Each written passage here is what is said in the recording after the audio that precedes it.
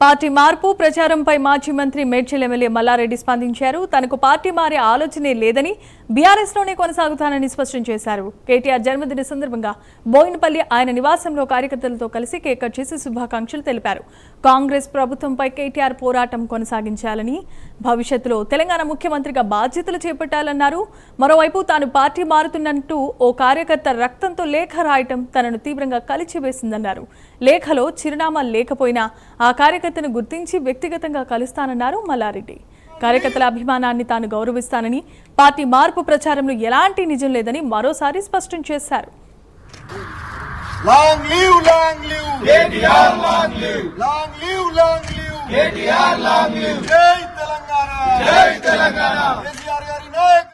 ఇప్పుడు working president BRS party 50వ జన్మదిన సందర్భంగా ఆయనకు శుభాకాంక్షలు. Many happy returns of the day. Happy birthday KTR గారు.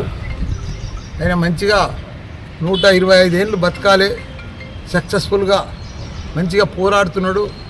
తప్పకుండా మన తెలంగాణకు సీఎం కూడా కావాలని కోరుకుంటున్నాను. మేడ్చల్ నియోజకవర్గంలో ఒక లెటర్ రక్తంతో రాసినందుకు చాలా బాధ అనిపించింది నాకు. ఎవరో అడ్రస్ కూడా రాయలేదు. తప్పకుండా ఆయన కలుస్తా.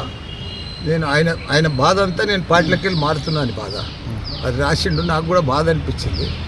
చాలా ఇబ్బందికరం ఉంది. అడ్రస్ తెస్తే తప్పకుండా ఆయన ఇంటికి పోతుంటే తప్పకుండా నేను ఎట్లయినా అడ్రస్ తెలుసుకొని పోతా. నాకు కూడా బాధ. నేను ఎక్కడ పార్టీలోకి పోతాను. ఏ పాత్ర